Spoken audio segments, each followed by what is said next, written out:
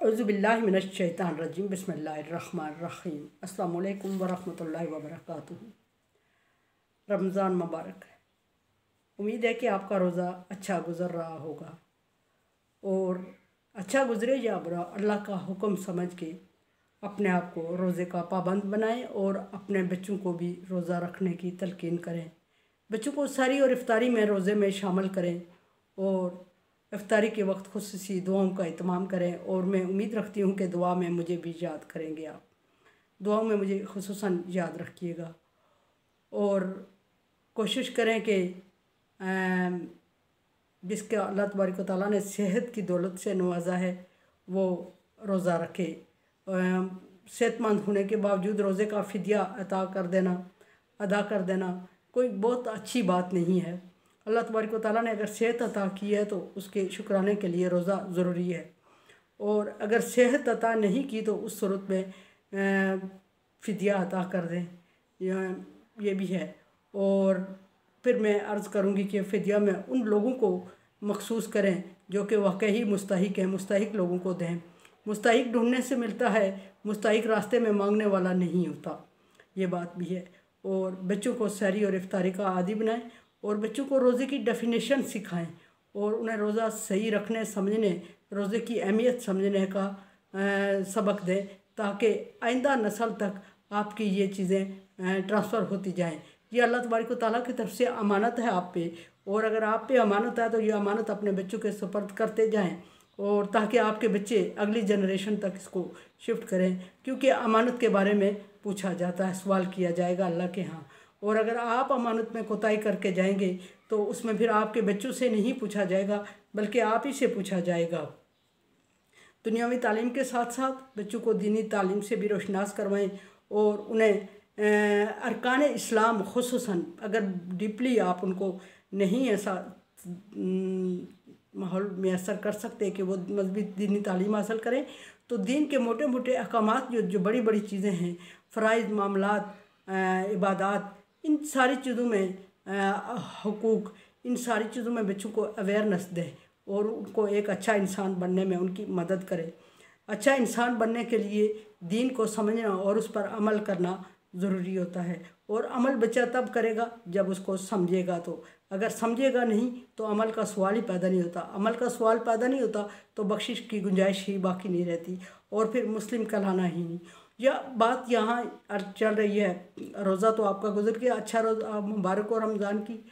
और बात यह कि सूरत हमारी चल रही है सूरह शूरा, और रोज़े पे तफसीलन कल बात हो चुकी है। सूरह शूरा की आयत नंबर 165 है और पारा नंबर 19 है और रुकू नंबर 13 चल रहा है। इससे पीछे सूरह शूरा के रुकू नंबर 13 में हज़रत लूत अलैहिस्सलाम और कौम लूत का जिक्र हुआ, और कौम लूत में पाई जाने वाली खुसूसी बीमारी जो कि अभी जिक्र नहीं हुई। शार्ट तो कल अल्फाज मैंने बयान कर दिए थे पिछले लेक्चर में, लेकिन डिटेल उसकी बयान नहीं हुई। और लूत अलैहिस्सलाम ने अपनी कौम को वही अल्फाज में, उन्हीं अल्फाज में दावत दी जो हर एक पैगम्बर के लिए मखसूस थे कि अल्लाह से डरो। पहली बात यह है कि तौहीद बारी ताला की तरफ बुलाया, फिर अल्लाह से डरने की तरफ, अल्लाह का खौफ दिलाया, और फिर उनसे ये कहा कि मैं तुमसे इसकी उजरत नहीं मांग रहा हूँ, और फिर अजर या उजरत की वैल्यू बताई कि मेरी उजरत लाजम है लेकिन कि इस काम की। इसका मतलब हमें एक ये भी पता चलता है कि जो भी काम करता है बंदा, उसकी उजरत उस जिसका काम किया जाता है उस पर लाजम होती है। लेकिन यहाँ उजरत लाजम है किस पर? हर एक पैगम्बर ने ये कहा कि उजरत मेरी लाजम है, उजरत मेरी मुझे मिलेगी। आप अमल ईमान लाएं या ना लाएं, आप अमल करें या ना करें, मुझे पैगाम पहुँचाने की उजरत मिलेगी। और वो कौन अता करेगा? वो अल्लाह तबारक व तआला। कुछ जो कामों की उजरत अल्लाह तबारक व तआला की तरफ होती है और वो अता करता है, और जिसको अल्लाह तबारक व तआला उजरत अता करे उसको किसी बंदे की उजरत की ज़रूरत नहीं रहती, और वो दुनिया से बेनियाज हो जाता है। और हर एक पैगम्बर ने अपनी कौम से कहा कि मैं जो तुम्हारे लिए पैगाम सुना रहा हूँ, जो तुम्हारे लिए कोशिश कर रहा हूँ, जो हक तौहीद का पैगाम दे रहा हूँ, मुझे तुमसे इसकी उजरत की तवक्को नहीं। कहने का मतलब ये कि मत समझो कि मैं किसी ज़ाती गर्ज या लालच की बेस पे ये काम कर रहा हूँ। मैं अल्लाह के हुक्म के ताबे ये काम कर रहा हूँ और अल्लाह तबारक व तआला मुझे उजरत से नवाजेगा। यह एक बात ये हुई। दूसरी, यहाँ लूत अलैहिस्सलाम की कौम में पाई जाने वाली बुराई जिक्र हुई है, और उसको आज जिक्र कर रहे हैं कि लूत अलैहिस्सलाम अपनी कौम से उनकी बुराई जिक्र करते हुए फरमा रहे अतातूना ज़ुक्रा अतातूना ज़ुकरान, क्या तो मर्दों से अपनी शहावत पूरी कर रहे हो, ज़रूर पूरी कर रहे हो। यानी कि लूत अलैहिस्सलाम की कौम में ये बीमारी पाई जाती थी, पीछे डिटेल जिक्र हो चुकी है कि वो मेल टू मेल शख्स में थे और वो उस चीज़ के इतने आदी हो चुके थे कि अब छोड़ना चाहें भी तो नहीं छोड़ सकते थे। और लूत अलैहिस्सलाम मुसलसल इनको तबलीग करके और बचाना चाह रहे थे। फरमाया कि मर्दों से शहावत पूरी कर रहे हो, पूरी जहान में या दुनिया में तुम क्या इसी मकसद के लिए आए हो।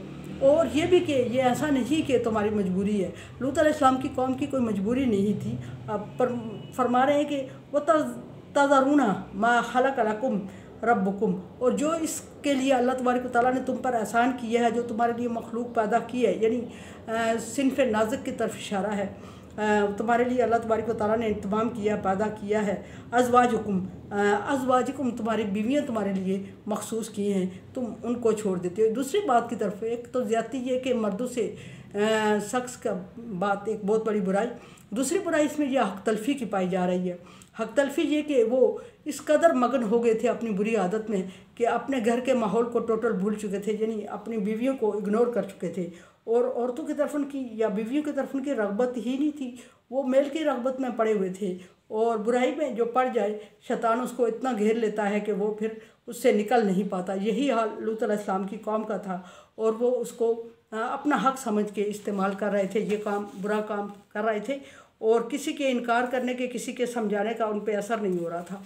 वो ये समझ रहे थे कि उन्होंने ये बुराई की ही नहीं, ये बुराई है ही नहीं और इस बुराई के सामने उन्हें अल्लाह के सामने जवाबदेह नहीं होना। हालांकि दो बातों में वो कबीरा गुनाह कर रहे थे और दोनों बातों में उन्हें अल्लाह के सामने जवाबदेह होना था। एक ये कि अल्लाह तबारक व तआला ने जिस मखलूक को जिस काम के लिए पैदा नहीं किया था वो उससे वो काम ले रहे थे और दूसरे ये कि वो अपनी जोड़े को, अपनी बीवियों को टोटल इग्नोर कर चुके थे और वो इसको बुराई नहीं बल्कि अपने लिए काबिल फ़ख्र समझते थे और बड़े फ़ख्र से ये डिस्कस भी करते थे।